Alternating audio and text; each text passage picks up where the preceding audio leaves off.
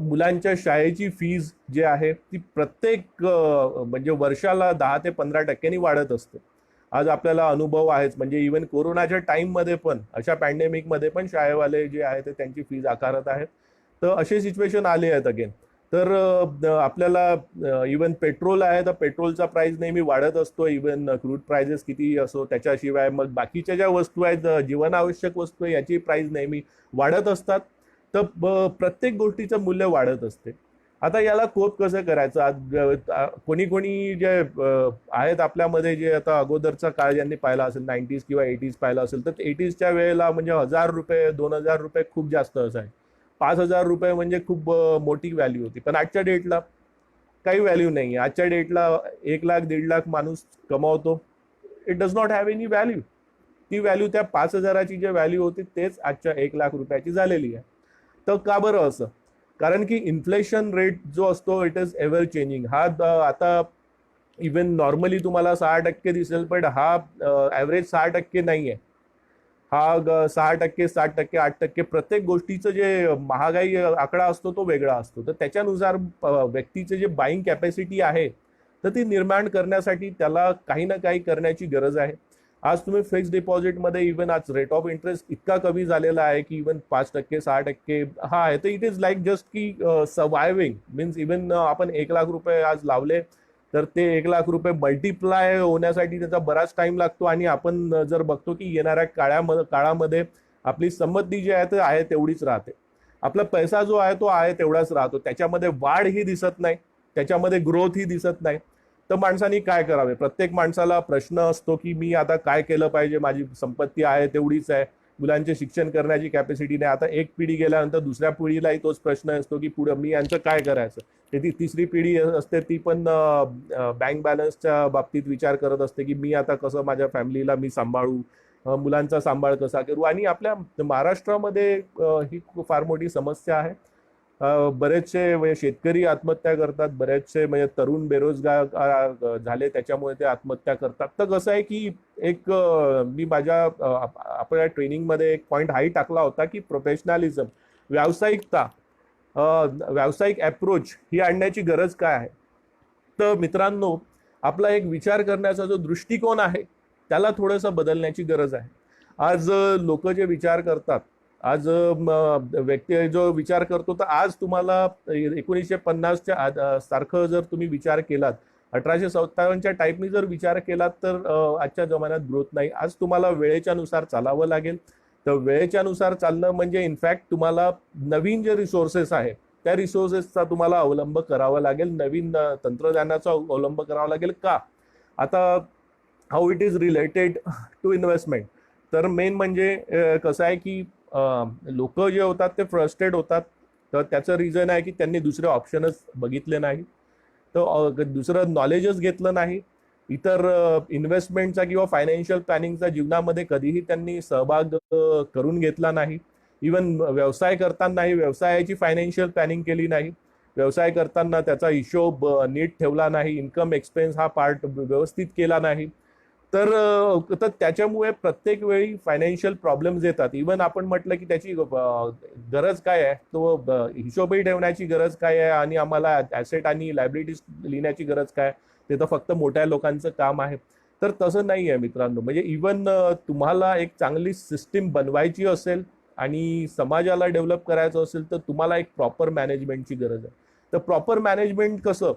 तर आपल्याला प्रत्येक गोष्टीची प्लॅनिंग, आपल्या पुढच्या 2 वर्षाची प्लॅनिंग, पुढच्या 5 वर्षाची प्लॅनिंग, 10 वर्षाची प्लॅनिंग ही करणं गरजेचं आहे. तर ही कशी करा?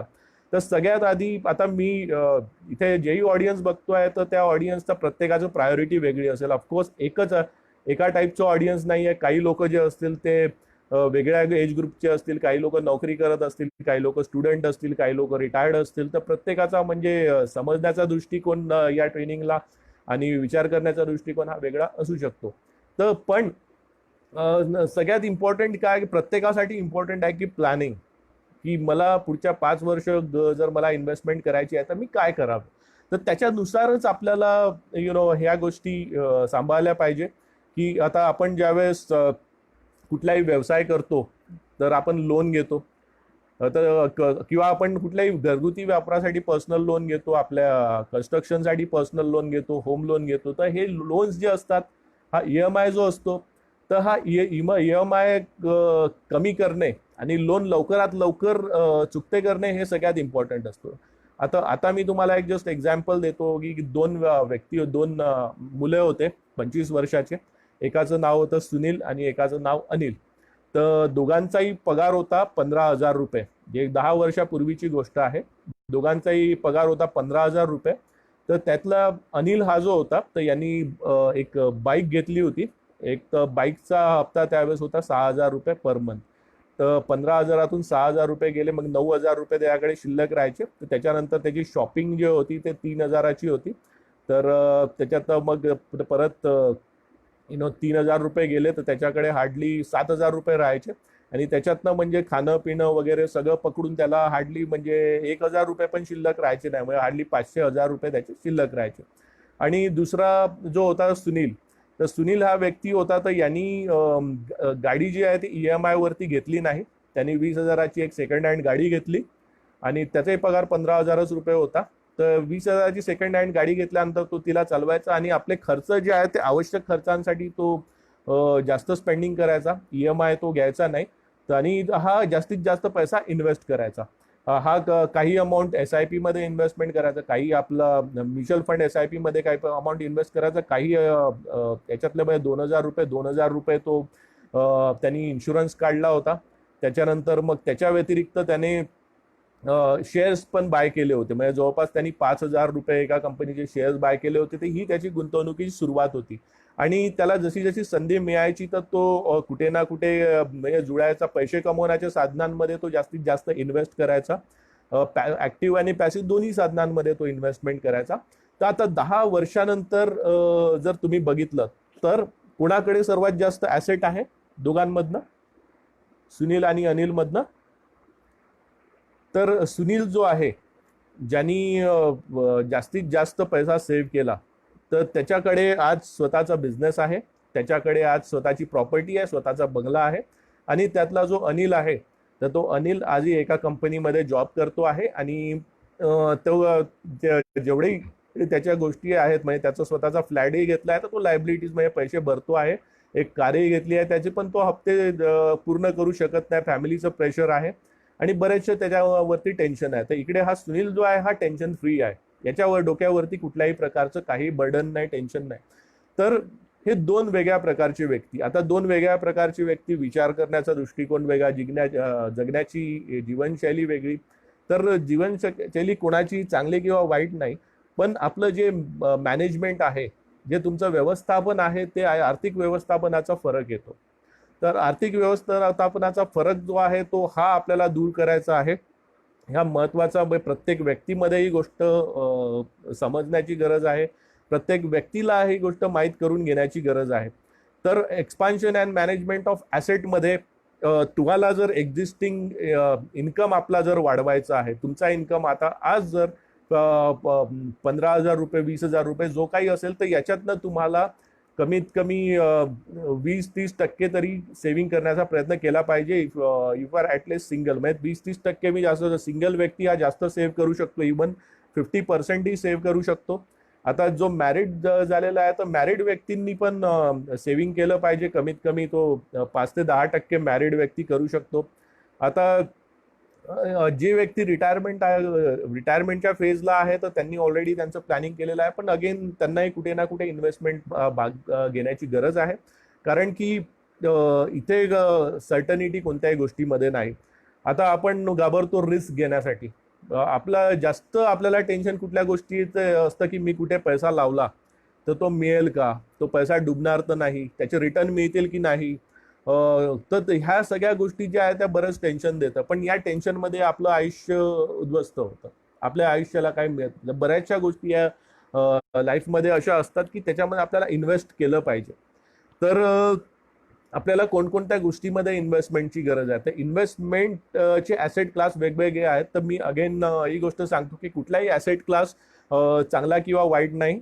आपण म्युच्युअल फंडमध्ये इन्व्हेस्टमेंट करू शकतो, आपण स्टॉक मार्केटमध्ये इन्व्हेस्टमेंट करू शकतो, त्याचे रिटर्न्स जे चांगले येतात.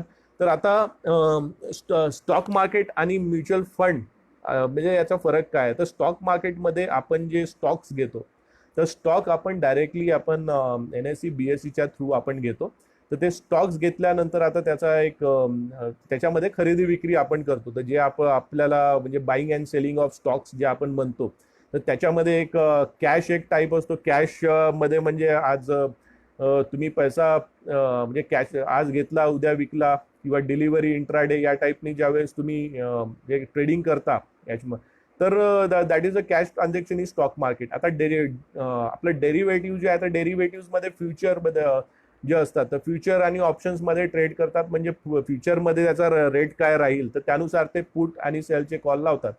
तर कॉल आणि पुटचे त्यांचे ऑप्शन्स असतात. तर हे कसे आहे की अगेन स्टॉक मार्केटमध्ये जितकं आपण डीप जाऊ तर तितके आपल्याला रिस्क ॲपेटाईट समजेल. तर रिस्क ॲपेटाईट वगैरे काय म्हणजे आता म्हणतील की याच्यामध्ये तर रिस्क आहे, पण रिस्क हा भाग जो आहे हा जीवनामध्ये कायम आहे.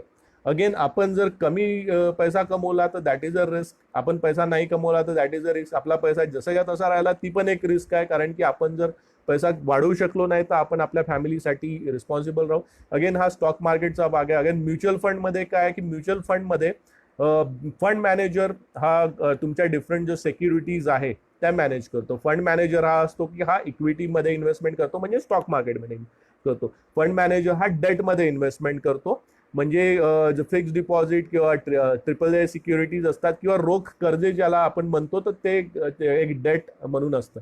तर डेट हाही एक ऑप्शन आहे ज्याच्यामध्ये इन्व्हेस्टमेंट केलं जातं. तर विविध कंपन्या त्यांना पैशाची गरज असते, त्यासाठी ते वेगवेगळ्या सिक्युरिटीज मार्केटमध्ये लिस्ट करतात. तर त्याला आता इकरा किंवा क्रिसिलचे रेटिंग्स असतात, तर त्याच्यानुसार मग AAA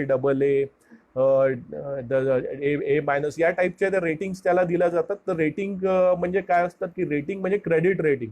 तर ज्याचं क्रेडिट रेटिंग जितकं स्ट्रॉंग आहे ती सिक्युरिटी तितकी स्ट्रॉंग आहे. हे असतं डेट मार्केटमध्ये की ज्याची AAA हे सगळ्यात सेफ मानले जातात डेट मार्केटमध्ये. तर डेट मार्केट हा एक सेकंडरी टाईप आहे compared to stock market. Equity आपल्याला माहित आहे की बाय करायचं सेल करायचं. तर इक्विटीमध्ये डायरेक्ट इक्विटी आणि म्युच्युअल फंडच्या थ्रू आपण इन्व्हेस्टमेंट करतो. आणि डेटमध्ये सुद्धा आपण म्हणजे डायरेक्ट आपण त्यांचे पेपर्स घेऊ, कमर्शियल पेपर्स घेऊ शकतो आणि म्युच्युअल फंडच्या थ्रू पण जाऊ शकतो. But while you are buying direct papers तर त्याच्यामध्ये मग ते व्हॉल्यूमचा फरक असतो. आता काही कंपनी मोठे व्हॉल्यूम्स घेतात, व्हॉल्यूम्स म्हणजे मोठे चेक्स घेतात, तर याच्यामध्ये बाईंग कॅपॅसिटीची गरज असते.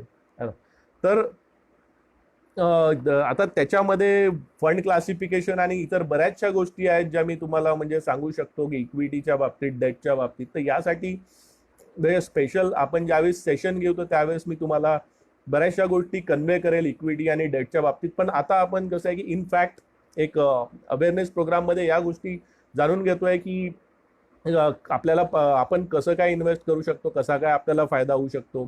तर याच्यामध्ये अपॉर्च्युनिटी प्रचंड आहेत. मी तुम्हाला एक गोष्ट सांगतो की इन्व्हेस्टमेंटमध्ये प्रचंड अपॉर्च्युनिटी आहे, स्टॉक मार्केटमध्ये प्रचंड अपॉर्च्युनिटी आहे. तुम्ही आयशर मोटर्सचं एक्झाम्पल जर घेतलं तर 2000 साली आयशर मोटर्स जी गाडी होती तर ते 50,000 त्याची प्राइस होती. आणि ज्या व्यक्तीने 50,000 ची आयशर मोटरची गाडी घेतली, बुलेट गाडी घेतली, तर त्या बुलेट गाडीला काही विशेष प्राइस आता नाही आहे, म्हणजे 10, 20, 25,000 रुपये जास्तीत जास्त त्या गाडीचे येतील. पण ज्या माणसाने आयशरचा स्टॉक घेतला 50,000चा, तर त्या माणसाची जर आता जर व्हॅल्यू तुम्ही कॅल्क्युलेट केली तर कमीत कमी 15 कोटींच्या जवळपास ती व्हॅल्यू निघेल. आता जर तुम्ही स्टॉक प्राइस जर कम्पेअर केला तर तो ह्यूज टर्नअप आहे, ह्यूज चेंज आहे, जे कसं स्टॉक मार्केटनी आपल्याला दिलेलं आहे. तर आता आपण म्हणजे जो दृष्टिकोन आहे तो स्टॉक मार्केटकडे पॉझिटिव्ह कसा आपण करू शकतो. तर मेन म्हणजे आपण एक त्याला सिम्प्लिफाय असं करू की आपण ब्रिटानिया बिस्किट खातो. आता हे सगळे पूर्ण इंडियामधले लोक खातात, सगळीकडे सेल होतो है ना, सगळीत जास्त म्हणजे याचा सेल होतो. तर प्रॉफिटमध्ये कंपनी असते, तर प्रॉफिटमध्ये कंपनी असल्यानंतर ती आपल्याला प्रॉफिटचा बेनिफिट देते. म्हणजे इनफॅक्ट कसं आहे की when we are investing in equity तर we are partners in equal profit and equal loss of the company. तर त्यावेळेस आपण ज्यावेळी गुंतवणूक करतो इक्विटीजमध्ये, तर त्याच्यामध्ये जशी कंपनीची ग्रोथ असते तशा प्रकारे आपल्याला म्हणजे मोबदला मिळतो, तशा प्रकारे डिव्हिडंड मिळतो, तशा प्रकारे ग्रोथ मिळते. तर आपण मग ब्रिटानिया आहे तर ब्रिटानियाचे स्टॉक घेऊ शकतो. आता जसं आपण तर रिलायन्स इंडस्ट्रीजचा जिओ वापरतो, तर जिओ हा जो स्टॉक आहे हा मागील काही वर्षामध्ये बऱ्यापैकी ग्रोथ झालेला आहे. म्हणजे इव्हन 600-700चा स्टॉक आता तुम्हाला 1500 रुपयाला दिसेल, तर हा स्टॉक एक ग्रोथ झालेला आहे. तर याच्यामध्ये आपण इन्व्हेस्ट करू शकतो. आता मारुती सुझुकी, ज्या सुझुकीच्या गाड्या आपण वापरतो, तर त्याचा आपण स्टॉक घेऊ शकतो. आता कोरोना पॅन्डेमिकमध्ये स्टॉक खाली आला आहे. टाटा मोटर्स आहे, हा आपण बाय करू शकतो. शिवाय स्टेट बँकेचे स्टॉक आपण घेऊ शकतो. तर हे स्टॉक घेणे म्हणजे काय, तर कंपनीमध्ये कुठल्या ना कुठल्या प्रकारे आपली भागीदारी असते. तर कंपनीमध्ये भागीदारी असल्याने काय, तर मोस्टली जो व्यक्ती इक्विटीजमध्ये इन्व्हेस्टमेंट करतो त्या कंपनीच्या कॅपिटलायझेशनसाठी, भांडवलीकरणासाठी कारणीभूत असतो. आणि भांडवलीकरणातनं त्या कंपन्यांना फायदा होतो, याच्यातनं देशाचा ग्रोथही होतो, देशाचं डेव्हलपमेंटही होतं. तर आज आपण जर US किंवा UK मध्ये जर बघितलं की जे इक्विटी मार्केट आहे, ते इक्विटी मार्केटमध्ये कमीत कमी म्हणजे 50% जे लोक आहेत, तर त्यांचं इन्व्हेस्टमेंट इक्विटी मार्केटमध्ये आहे आणि त्या बेसिसवरती ते ग्रो करतात. तर आपल्या कंट्रीमध्ये जवळपास 5%च्या आतच हे सध्या मार्केट आहे, पण हेही आणखी ग्रो करेल आणखी, कारण की पुढचा जो पर्याय आहे, पुढचे जे आता लोकांचे जे लाईफस्टाईल आहे आज आपण जे बघतो, तर त्याच्यामध्ये जर ग्रोथ करायची असेल तर आपल्याला या इक्विटीमध्ये येणं आवश्यक आहे. आणि डेट हा पार्ट आहे, तर याच्यामध्ये इन्व्हेस्टमेंट करू शकता. किंवा कॅपिटलायझेशन ची ज्या कंपनीला गरज असते, तर ती कंपनी आपल्याला इंटरेस्ट पार्टमध्ये आपल्याला अमाऊंट देते, तर डेट या पार्टमध्ये जाऊ शकतात. तर इक्विटी आणि डेट हे ॲसेट क्लास आहे दोन्ही. आणि मग एक पार्ट येतो कमोडिटी. तर कमोडिटीमध्ये इन्व्हेस्टमेंट करते वेळी मग गोल्ड, सिल्वर हे आपले मेन स्ट्रीम क्लास असतात. तर त्याचाही आता अगेन स्टॉक एक्सचेंज असतो त्याचा, जे आता, तर त्याच्यामध्ये ज्यावेळेस कमोडिटी एक्सचेंजमध्ये ज्यावेळेस इन्व्हेस्टमेंट करतात, तर त्यावेळेस ते स्पेक्युलेशन करतात, म्हणजे कमोडिटीच्या फ्युचर प्राईसच्या बद्दल, आणि मग त्यानुसार ते ट्रेड करतात. तर तोही एक भाग आहे जिथे आपण इन्व्हेस्ट करू शकतो. आता म्हणजे गोल्ड आपल्या घरी संवर्धन करून ठेवण्यापेक्षा आणि रिस्की पार्ट ठेवण्यापेक्षा आपण ETFच्या थ्रू जर पेपर बाय केले, जर आपण गोल्डचे पेपर बाय केले आपण, तर ते आपल्याला जास्त इझी राहील. म्हणजे पेपर सुरक्षिततेच्या बाबतीमध्ये पण गोल्डचे पेपर इझी असतात. आणि संवर्धन करण्यासाठी पण ते अतिशय चांगले असतात, परतावा मिळण्यासाठी पण चांगलं असतं. तर कमोडिटी पार्ट ही अगेन हा खूप सुंदर पार्ट आहे. याचाही समावेश आपल्या गुंतवणुकीमध्ये असला पाहिजे.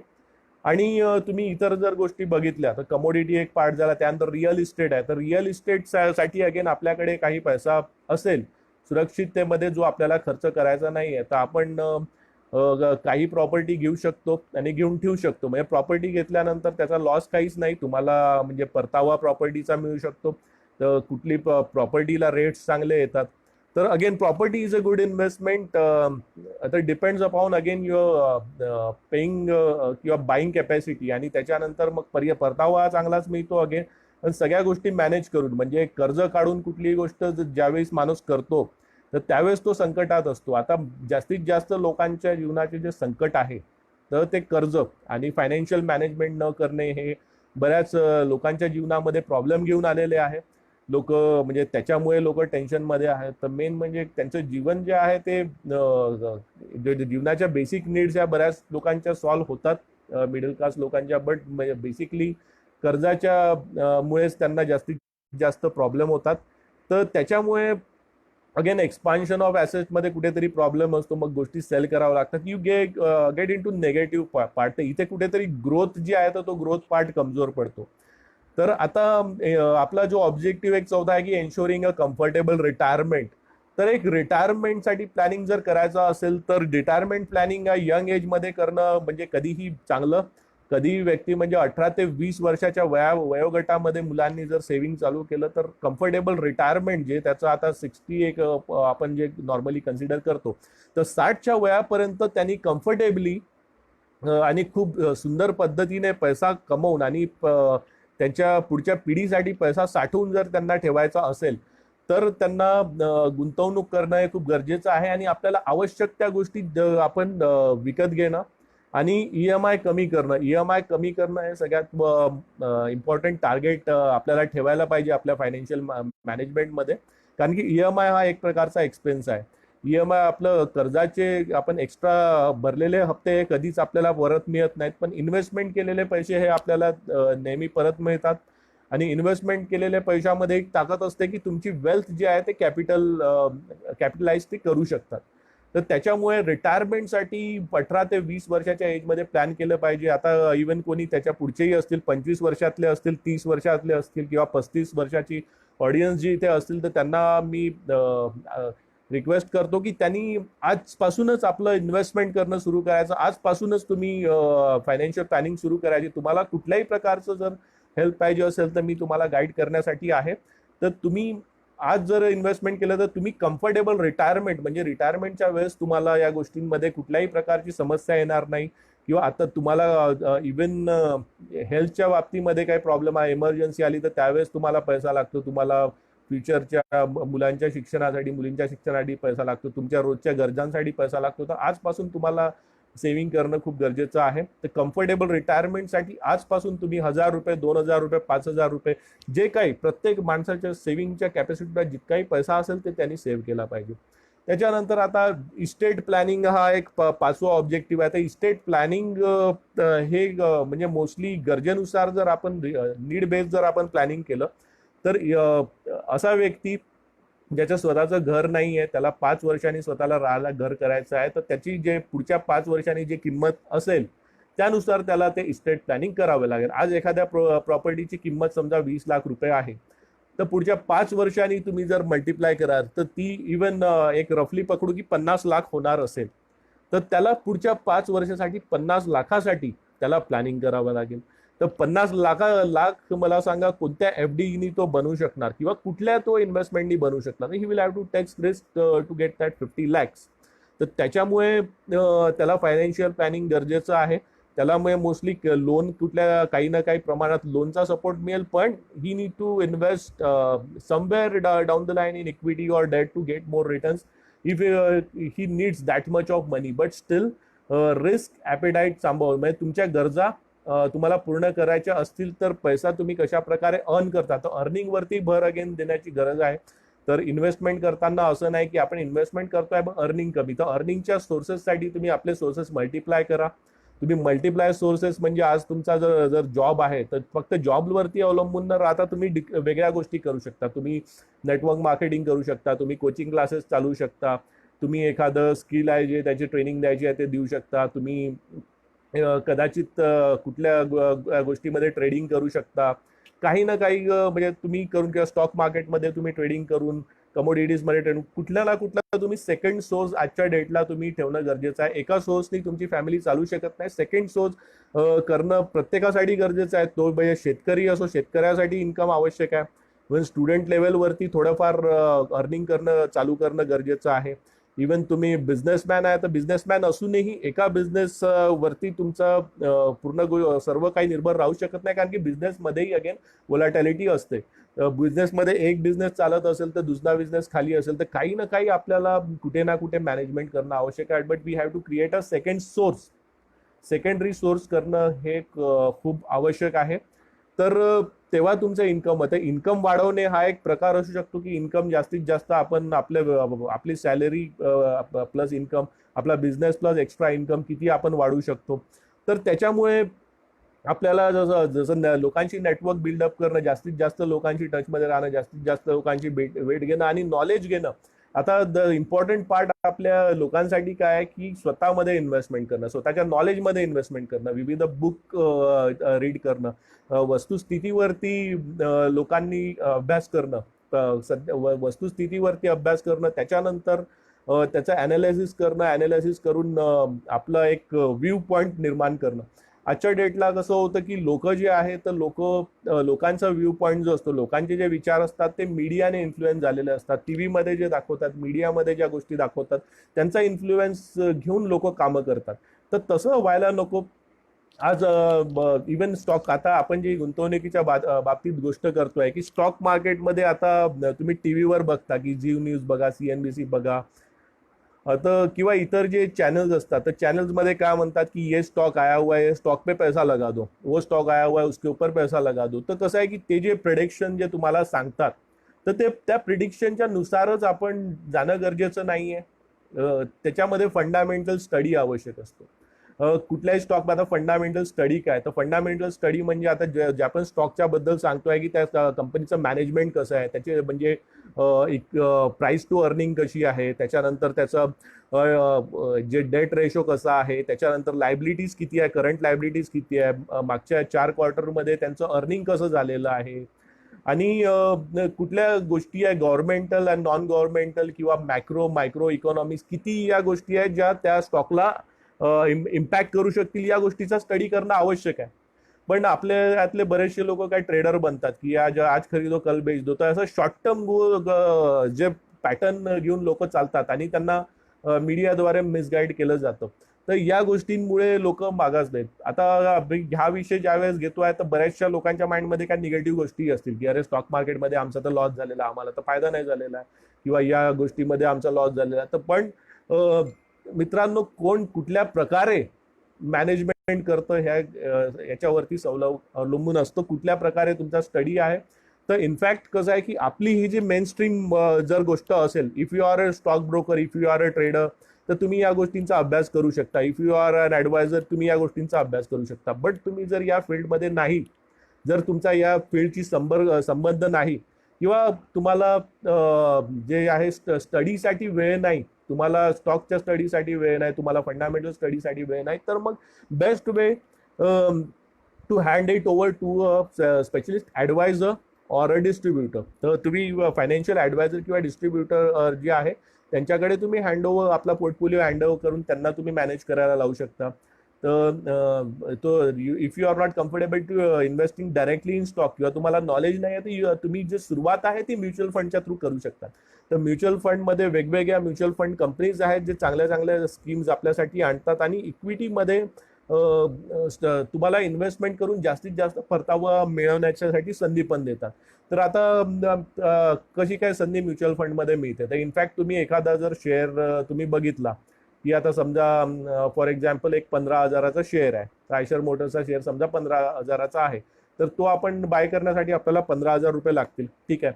पण तुम्हाला 2,000 रुपये इन्व्हेस्टमेंट करायची आहे, तर when you are investing 2,000 in a mid cap segment, म्हणजे फॉर एक्झाम्पल मिड कॅप सेगमेंटमध्ये आयशर येतो, त्याच्यामध्ये इतर स्टॉक्स पण येतील, आयशर मोटरही येतील आणि इतर स्टॉक्सही येतील त्याच्यामध्ये. तर ते स्टॉक्स आल्यानंतर मग तुमचा पोर्टफोलिओ तयार होतो. तर हे 2,000, आपण 15,000चा स्टॉक 2,000 रुपयामध्ये बाय करतोय, तर that is the potential of mutual fund. तर हे कसं काय, तर आपल्या कंट्रीमध्ये जितकेही इन्व्हेस्टर होतात, तर सर्वांचा एक व्हॉल्यूम असतो, सगळ्यांचा जो पैसा असतो तो म्युच्युअल फंडमध्ये इन्व्हेस्टमेंट केला जातो. तर त्याच्यामुळे फंड मॅनेजरकडे एक बाईंग कॅपॅसिटी असते की तो जास्तीत जास्त स्ट्रॉंग करू शकतो, ही त्याची कॅपॅसिटी असते. तर हा एक त्याचा म्युच्युअल फंडचा एक डिफरंट बेनिफिट आहे. तर प्रत्येक गोष्टीचा जो चार्म आहे, प्रत्येक गोष्टीचा जो एक वेगळा इम्पॉर्टन्स आहे, तर ते याच्यावरती डिपेंड असते की कुठल्या प्रकारे तुम्ही या गोष्टी मॅनेज करता, कुठल्या प्रकारे तुम्ही याला समजता, आणि म्हणजे तुमचं लाईफचं अगेन तुमच्या जीवनाचा कुठल्या पार्टमध्ये तुम्ही आहे. तर इथे असलेले प्रत्येक व्यक्तीसाठी म्हणजे एक डिफरंट एक वेगळं उदाहरण असू शकेल. आता प्रत्येकासाठी एक जनरलाइज एक्झाम्पल नाही की आता प्रत्येक व्यक्तीला मी असं नाही म्हणणार की तुम्ही इक्विटीमध्ये इन्व्हेस्टमेंट करा, प्रत्येक व्यक्तीला असं नाही म्हणू शकत की तुम्ही प्रॉपर्टीज घ्या, प्रत्येक व्यक्तीला असं म्हणू शकत नाही की तुम्ही गोल्डच घ्या. डिपेंड करतं की प्रत्येकाची कॅपॅसिटी काय आहे, तर त्याच्यानुसार त्यांनी प्लॅनिंग केलं पाहिजे. त्याच्यामुळे हा व्यक्ती पर्सन टू पर्सन डिफरंट येतो. आणि जनरलाइज ओपिनियन ज्यावेळेस असतात की एक असा कॉमन जनरलाइज ओपिनियन कधी मीडिया थ्रू किंवा लोकांतर्फे जातो, तर ते कधी पण सक्सेसफुल नसतं.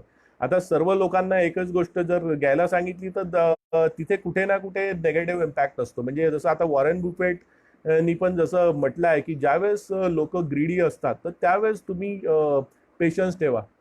ज्यावेळेस लोक अतिउत्साही असतात त्यावेळेस तुम्ही पेशन्स ठेवण्याची गरज आहे. तर अतिउत्साही न होता लोकांनी पेशंटफुली जर या गोष्टीतनं म्हणजे काही ना काही त्यांना मिळवायचं आहे आणि काही ना काही सक्सेस मिळवायचं आहे, तर ते गोष्ट करणं गरजेचं आहे. तर आता व्हॉट इज माय वर्क, तर my work is to guide people. माझं असं काम आहे की लोकांना जास्तीत जास्त फॅक्ट्सबद्दल अवेअर करणे, जास्तीत जास्त या गोष्टींचं तुमच्या लाईफमध्ये काय इम्पॅक्ट पडतो तर त्याच्याबद्दल तुम्हाला जास्तीत जास्त सांगणे, आणि तुम्ही कशा प्रकारे या गोष्टींचा वापर करून तुम्ही जीवनामध्ये जास्तीत जास्त वेल्थ क्रिएशन, जास्तीत जास्त संपत्ती निर्माण आणि त्याचा आपल्या वैयक्तिक गोलसाठी तुम्ही उपयोग करू शकाल. तर याच्यासाठी तुम्हाला सांगणं माझं कर्तव्य आहे. तर काय, आता गोल्स जर तुम्ही बघितलं, आता हे मी तुम्हाला जे सांगितलं त्यांना आणि अक्युम्युलेटिंग वेल्थ, हा जो मी तुम्हाला पॅटर्न सांगितला लाईफ सायकल फायनान्शियल प्लॅनिंगचा, तर आपल्याला आपले गोल्स जे आहेत फायनान्शियल गोल्स स्पेशली, तर फायनान्शियल गोल्स हे ठरवणं खूप आवश्यक आहे. तर त्याच्यामध्ये long term goal, short term goal. आता एखादा व्यक्ती जर न्यूली मॅरिड आहे, म्हणजे 32-33 वर्षाचा आहे, त्याला आता समजा मुलगा मुलगी आहे, तर त्याच्या मुलामुलीच्या पुढच्या 20-22 वर्षाच्या साठी त्याला प्लॅनिंग करावं लागेल. त्याच्या मॅरेज 20 वर्षापर्यंतच त्याला प्लॅनिंग करावं लागेल. जर अगेन आता त्याला जर घर घ्यायचं असेल पुढच्या वर्षासाठी, तर त्याचं प्लॅनिंग त्याला आतापासून करावं लागेल. तर हे कसं आहे की home it might be a short term goal. त्याच्यानंतर त्याला कार घ्यायची असेल, कार शॉर्ट टर्म मध्ये कार घ्यायची is a short term goal. पण त्याला मुलाच्या मॅरेजसाठी जर त्याला पैसा बनवायचा आहे, तर that is a long term goal. तर त्याच्यामुळे कसं आहे की उद्देश तुमचे जे आहे तुम्ही लिहून घेतला आणि त्याच्यानुसार जर पैसा तुम्ही इन्कम सोर्स तुमचा वाढवण्याचा प्रयत्न केला, त्याच्यानुसार इन्व्हेस्टमेंट पॅटर्न जर तुम्ही लावण्याचा प्रयत्न केला, तर हे तुमचं कुठे ना कुठे एक चांगल्या दिशेने तुमचं जे आहे गुंतवणुकीचं एक काय म्हणतात स्ट्रीमलाईन तुमची गुंतवणूक होऊ शकते. तर लोक कसं आहे की बरेचदा म्हणजे चुका कोणत्या करतात, तर लोक चुका अशा करतात की ते न्यूजमध्ये जातात किंवा ऍडव्हर्टाइजमेंट बघतात. तर ऍडव्हर्टाइजमेंट आणि न्यूजच्या बेसवर बरेचसे लोक चुका करतात. तर त्या ऍडव्हर्टिजमेंट मध्ये बरेचदा कुठल्या जे प्रोडक्ट्स आहे, फायनान्शियल प्रोडक्ट विकण्याचा प्रयत्न केलेला असू शकतो, कधी कधी स्टॉक प्रमोट करण्याचा प्रयत्न केला असू शकतो. तर ते त्यांचा बिझनेस आहे, तर त्यामुळे त्यांचा जो पार्ट आहे त्यांचे प्रोडक्ट प्रमोट करणं. But what is your job or your duty? तर तुम्ही एक आपल्या फॅमिलीसाठी रिस्पॉन्सिबल आहात.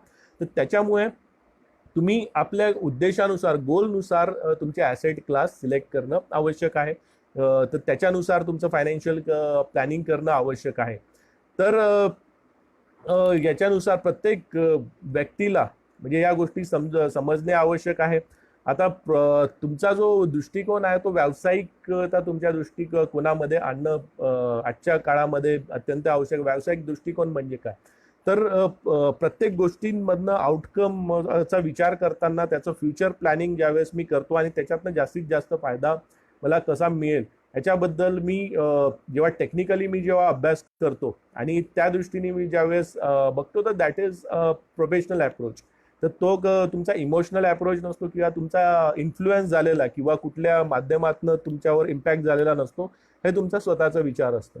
तर आता याच्यामध्ये पण फायनान्शियल प्लॅनिंगच्या बाबतीत, बिझनेसच्या बाबतीत आणि प्रोफेशनल मॅनेजमेंटच्या बाबतीमध्ये आपल्या लोकांनी विचारपूर्वक काम करण्याची गरज आहे. कारण की आता स्थिती अशी आहे की कुठे काही ना काही घडतं. आज आपल्याला इव्हन मार्चच्या आधी हे माहीत नव्हतं की कोरोनासारखा प्रॉब्लेम येईल किंवा आता आपल्याला जॉब लॉस होतील इंडस्ट्रीमध्ये किंवा लोक बऱ्याचशा गोष्टी गमावून बसतील. तर हे आपल्याला माहीत नव्हतं. आता बऱ्याच लोकांनी म्हणजे इव्हन आपले एक्सपेन्सेस करून ठेवले, मॅरेज हॉल्स बुक करून ठेवले, काही लोकांनी गाड्या बुक करून ठेवल्या, काही लोकांनी कर्ज घेऊन ठेवले. तर पण हे सगळं करताना लोकांनी याचा विचार नाही केला की मी पैसे परत करू शकेल की नाही, किंवा अनसर्टेन या फॅक्ट आपल्या डोक्यात नव्हतात. आता आपल्यामधून किती लोकांना हे गोष्ट, बऱ्याच लोकांना ही गोष्ट माहिती असेल की ज्या लोकांनी मॅरेज हॉल बुक केले आणि मग त्यांना पैसे परत मिळाले, त्यांना माहीत असेल की जीवनामध्ये आपल्याला आवश्यक गोष्टींवरती पैसा खर्च करण्याची गरज किती आहे आणि अर्जंट आणि आवश्यक या गोष्टींमध्ये डिफरन्स करण्याची गरज किती आहे हे तुम्हाला यावरनं कळलं असेल. तर आजच्या या स्थितीमध्ये आज लोकांकडे पैसा नाहीये. तर हे जर आपलं फायनान्शियल प्लॅनिंग थोडंफार व्यवस्थित असतं, तर आज आपल्याकडे एक अमाऊंट असा पैसा असता की जो तुम्हाला सर्व्हाइव्ह करू शकला असता. म्हणजे जे लोक आज सफर करत आहेत, ज्या लोकांनी आपलं फायनान्शियल प्लॅनिंग उत्तम रीतीने केलं आहे, त्यांना साहजिकच प्रॉब्लेम कमी येईल कम्पॅरेटिव्ह टू ते लोक ज्यांनी पैशाचा म्हणजे उधळपट्टी केली किंवा असं म्हणाल की त्यांनी फक्त म्हणजे मौजमस्तीसाठी त्यांनी पैसा खर्च केला. तर त्यांनी पैशाचं व्यवस्थापन व्यवस्थित केलं नाही आणि आज आज आपल्याला कोरोना पॅन्डेमिक आलेला आहे. उद्या तुम्हाला कुठला पण प्रॉब्लेम येऊ शकतो, हे कोणालाही माहिती नाही. उद्या इंडिया चायना वॉर होऊ शकतो, इंडिया पाकिस्तान वॉर होऊ शकतं, उद्याला कदाचित कुठलाही रोग येऊ शकतो, महामारी येऊ शकते. तर हे याने सिद्ध केलेलं आहे की कुठेही जगामध्ये कुठलीही गोष्ट कन्सिस्टंट नसते. तर या गोष्टी अगेन रिस्क आहेत, या गोष्टी अगेन प्रॉब्लेम आहेत. तर त्याच्यामुळे तुम्हाला या गोष्टींसाठी मेंटली प्रिपेअर करणं गरजेचं आहे. मेंटली कधी प्रिपेअर होईल, ज्यावेळेस तुम्ही प्लॅन्ड असाल. तर आपलं जीवन जे आहे ते ऑर्गनाइज नाही, आपलं जीवन जे आहे ते प्लॅन्ड नाही आहे. तर याच्यामध्ये प्लॅनिंग आणण्याची गरज आहे, याच्यामध्ये व्यवस्थापन आणण्याची गरज आहे. तर हे गोष्ट जर प्रत्येक व्यक्ती जीवनामध्ये आणू शकला, अनुशासन या गोष्टींमध्ये जर आणू शकला, तर जीवनामध्ये आमूलाग्र बदल घडू शकतो. ती गोष्ट प्रत्येकाला ऍप्लिकेबल आहे. तो शेतकरी असो, बिझनेसमॅन असो, सेल्फ एम्प्लॉईड व्यक्ती असो किंवा इतर कोणी, प्रत्येक व्यक्तीसाठी ही गोष्ट महत्वाची असू शकते. ठीक आहे. तर एवढं बोलून मला असं वाटतं की आज मी बरेचसे पॉईंट्स आपल्या सेशनमध्ये कव्हर अप केलेले आहे. तर ऑडियन्समधून कोणाला काही प्रश्न असतील तर ते विचारू शकता. तर आज आपला अमूल्य वेळ दिल्याबद्दल आपण सर्वांचे मी आभार मानतो. मी स्वराज्य सेवा संस्था यांचे विशेष करून आभार मानतो आणि विशेष करून आकाशजी तिडके यांनी मला संधी दिल्याबद्दल मी त्यांचे आभार मानतो. तर सर्वांना शुभेच्छा. धन्यवाद. Good night. Thank you everyone.